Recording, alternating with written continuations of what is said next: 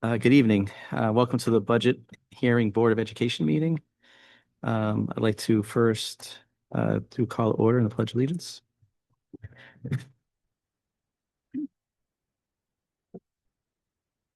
I pledge allegiance to the flag of the United States of America and to the republic for which it stands, one nation, under God, indivisible, with liberty and justice for all.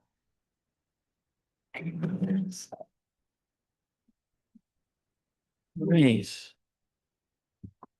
Ben, call the roll, please. All right, Mr. Covert. Here. Ms. Knox. Here. Mr. Sunnyberg. He's excused. Excused. Mr. Venatelli is here. Ms. Berkmeyer. I have not heard from her yet. Mr. Powers. He is excused. Excused. Mr. Richards. Here. All right, we have quorum. All right. First item here is the approval of the agenda. I'd like to entertain a motion to approve the agenda as presented. So moved. Support. Okay, motion by Ms. Knox, support by Mr. Covert. Gun call the roll. Okay, Ms. Knox. Yes. Mr. Covert. Yes. Mr. Venatelli is a yes. Mr. Richards. Yes. Motion passes. All right. Next item is hearing from the public. I do not have any, so we can move on to the budget hearing presented by Mr. Rathbun.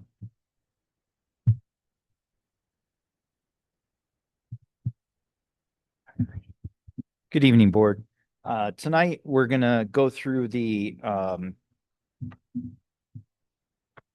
public hearing for our original 26-27 budget.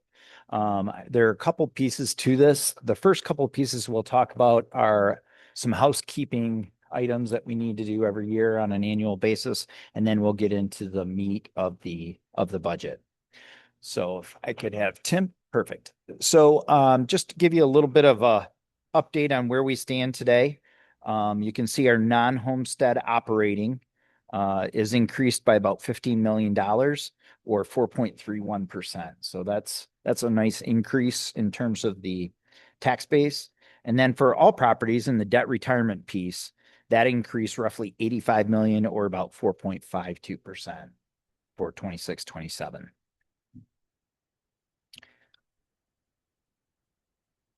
So, and every time we have a taxable increase to the value, there's a consideration that we have to make for Headley. And the Headley rollback occurs when the taxable value of the property is growing at a rate faster than the rate of inflation. When that happens, what typically takes place is what they call a Headley rollback, and that rollback will decrease the amount of millage that we levy to ensure taxpayers are not paying more than they originally approved in the millage vote. So this year we had a millage rollback.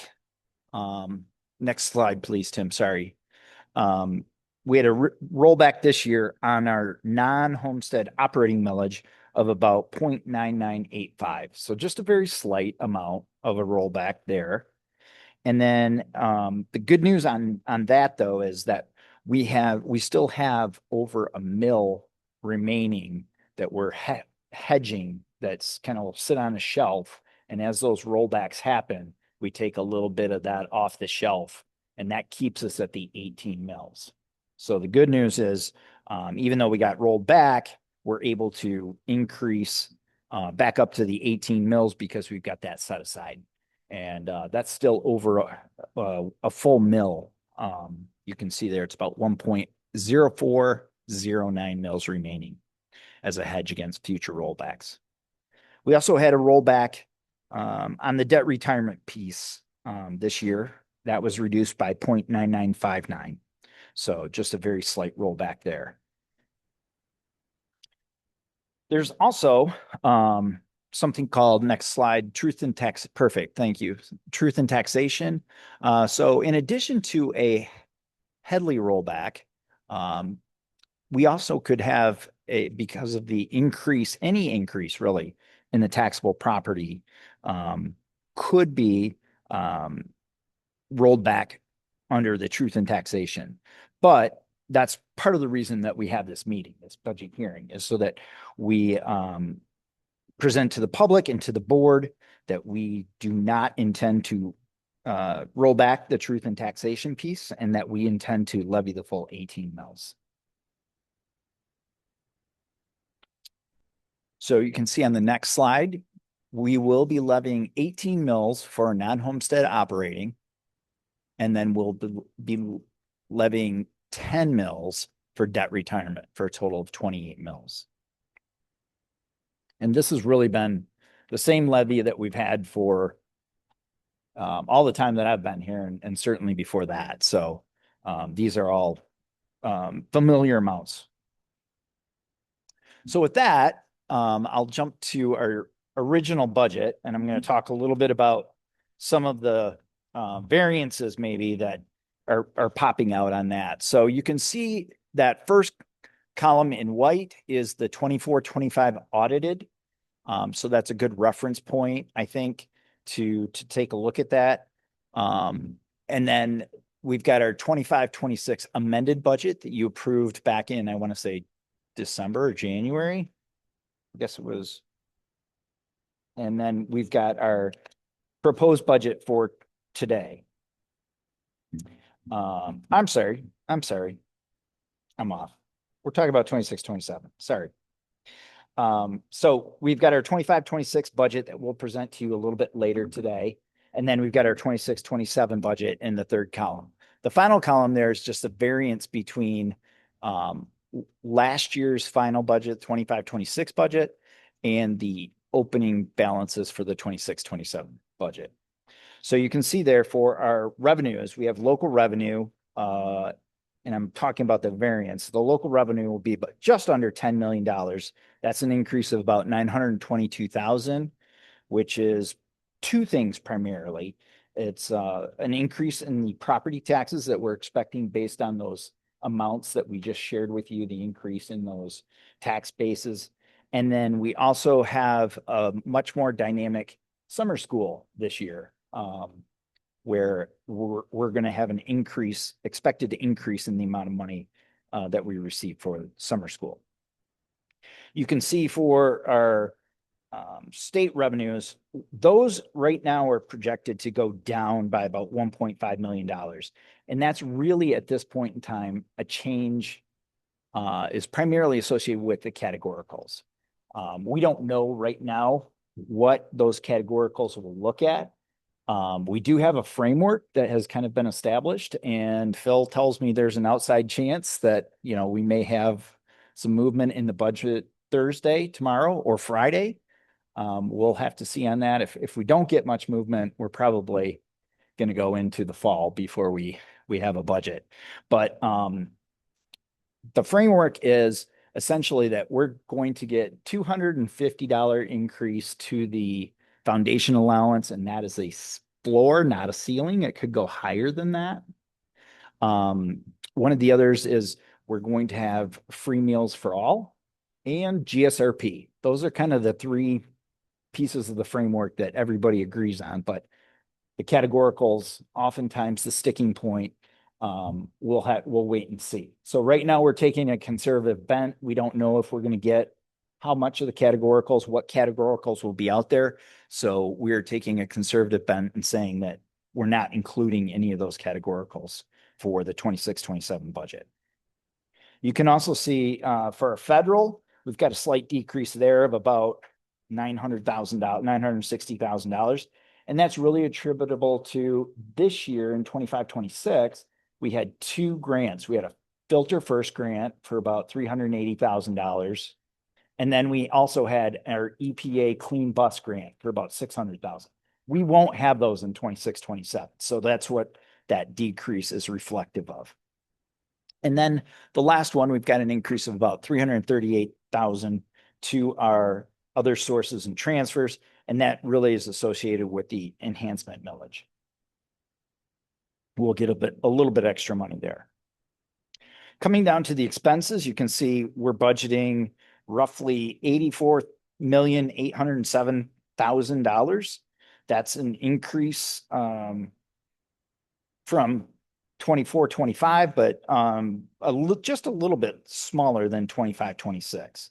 So, and there's a number of things that go into that. So I'll start with the instruction. You can see there that our instruction is increasing by about 950 million or $950,000.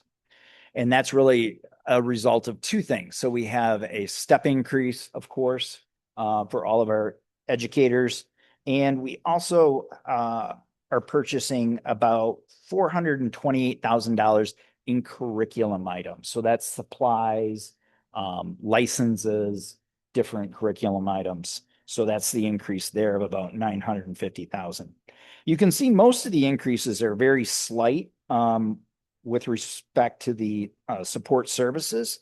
I'll touch on the two largest.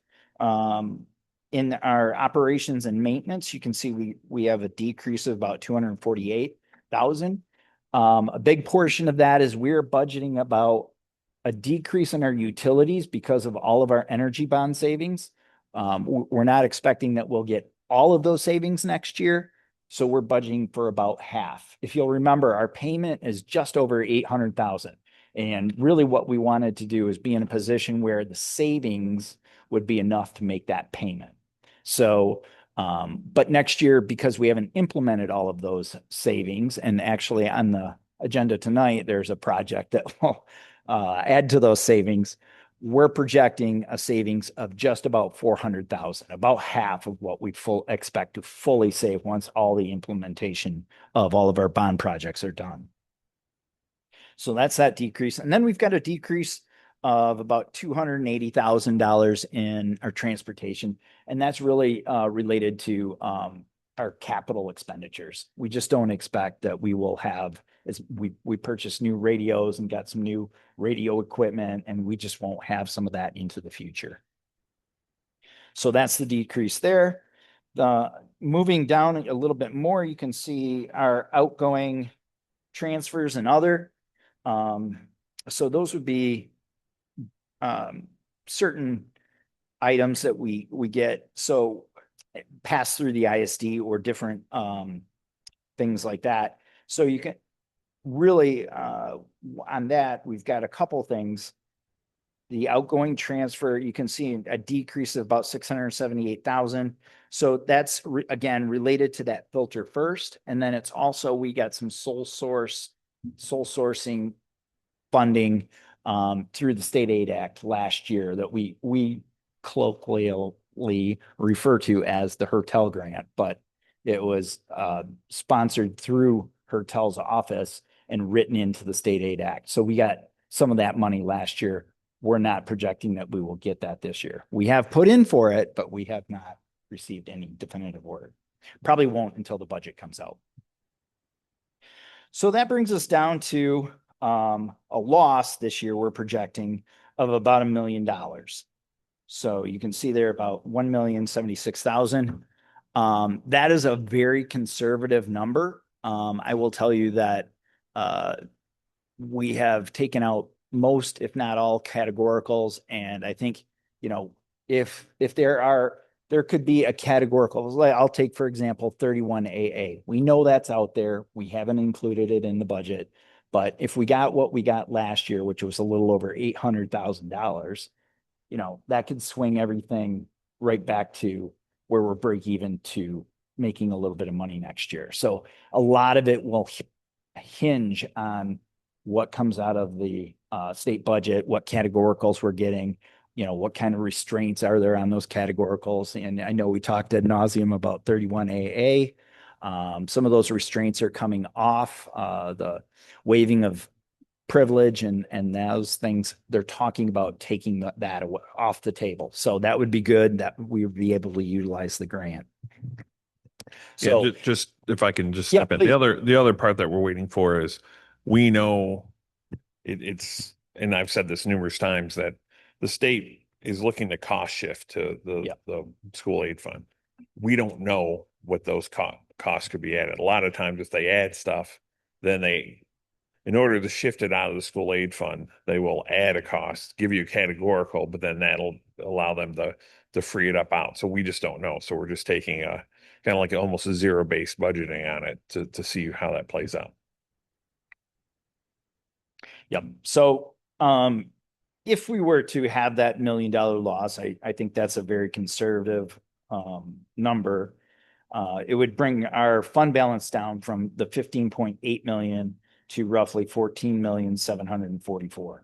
And so, that's still a healthy fund balance. It'd still be over 17%. So it's still a healthy fund balance, but, that is our initial budget that we're proposing, for 26, 27. Tim, next slide. These are some of the areas that I kind of went through, but I'll just touch on some of the other budget assumptions that we put in. So we have a decrease of roughly 40 students right now. That's our projection for the budget. That loss in membership will cost the district about 412,000. The increase in foundation of 250 will net the district about $1.3 million. So between the loss in membership, you're getting about $900,000.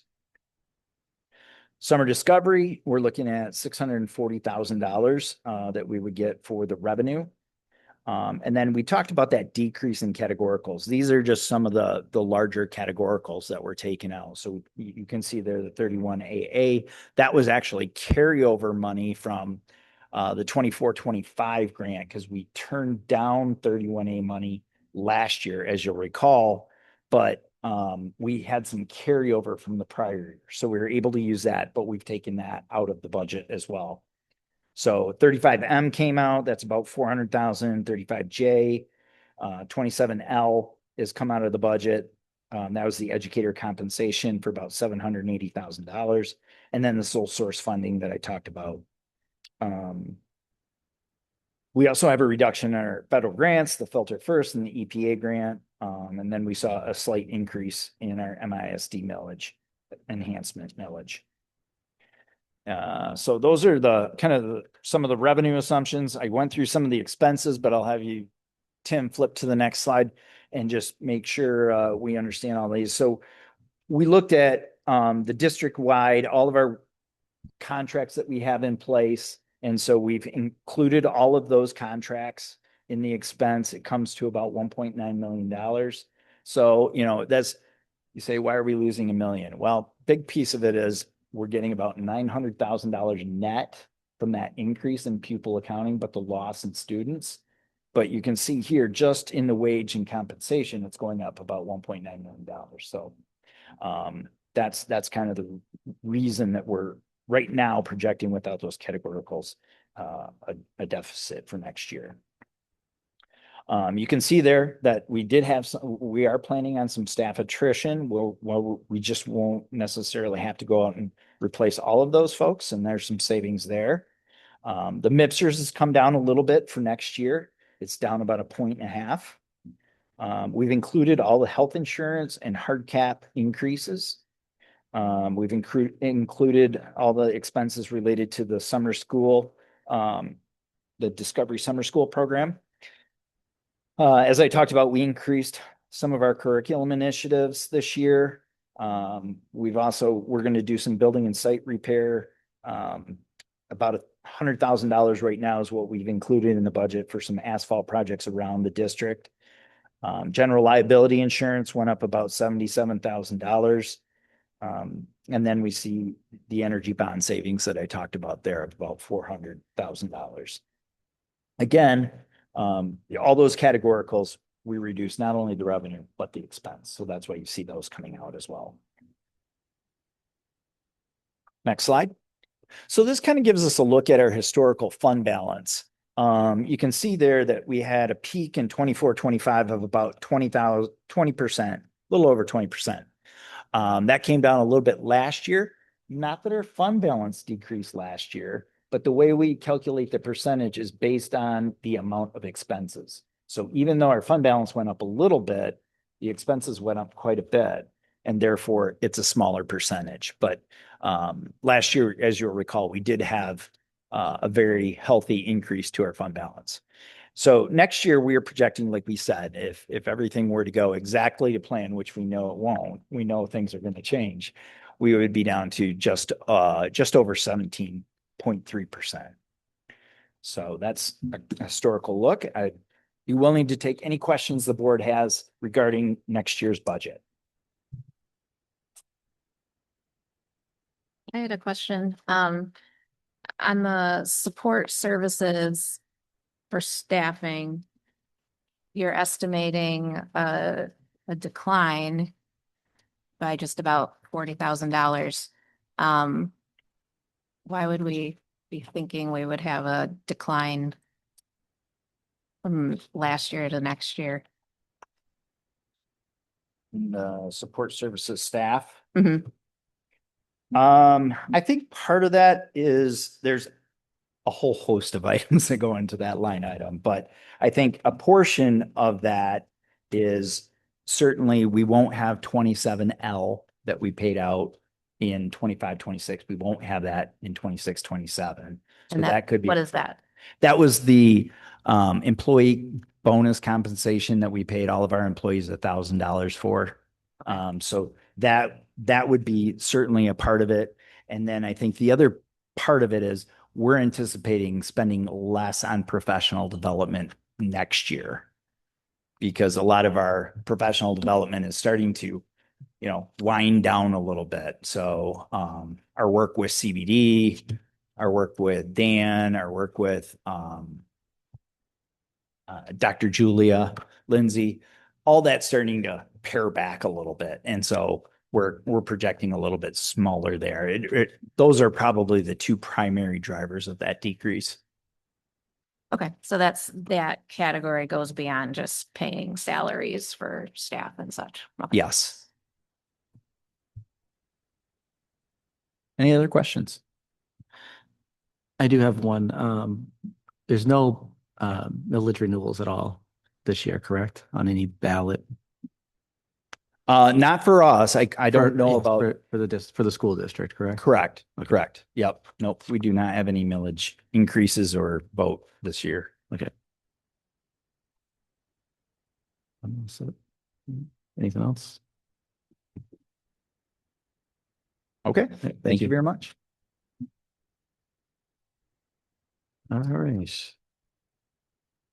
With that completion, if anyone would like to make a motion to adjourn the budget hearing meeting.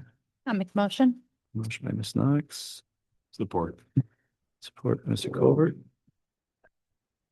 All in favor? Aye. Aye. All right. And we have 6 minutes for our next meeting.